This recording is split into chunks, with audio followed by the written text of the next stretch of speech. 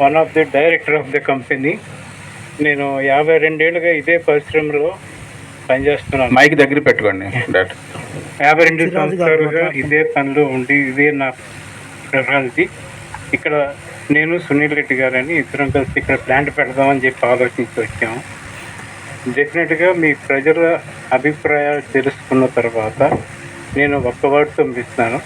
మీ అభిప్రాయాన్ని మేము ఏకీభవించి మీకు ఎగ్నిస్ట్గా మేము వెళ్ళాలని మేము అనుకోము. అది కరెక్ట్ కాదు. ఈ భూమి మాదే, 10 ఏళ్ళు అయింది కొని, మా భూమిలో మేము పెట్టుకుందాము, పెద్దలు ఈ భూమిలోనే పెట్టుకుని చేసుకోండి అంటేనే. నెక్స్ట్ వాటర్ పర్మిషన్ గురించి ఏమో మాట్లాడారు. మిషన్ భగీరథ వాడు పర్మిషన్ ఇస్తేనే కానీ పొల్యూషన్ కంట్రోల్ బోర్డు వాళ్ళు ఈ మీటింగ్ పెట్టరు. నీళ్లు లేకుండా ఈ పరిశ్రమ పెట్టడానికి లేదు. నెక్స్ట్ టెక్నాలజిస్ట్గా మేము ఒక డిపిఆర్ అని ఉంటుంది. మన డిపిఆర్ మీకు ఇచ్చారో లేదో మాకు తెలియదు. ఏం సార్, ఆ డిపిఆర్లో మీకు అన్నీ వివరంగా ఏముంటుందని చెప్పి ఓకే సార్. మీకున్నా కూడా నేను నా టెక్నాలజీ ఆల్కాల్ టెక్నాలజీ సార్ కాన్పూర్లో చేశాను.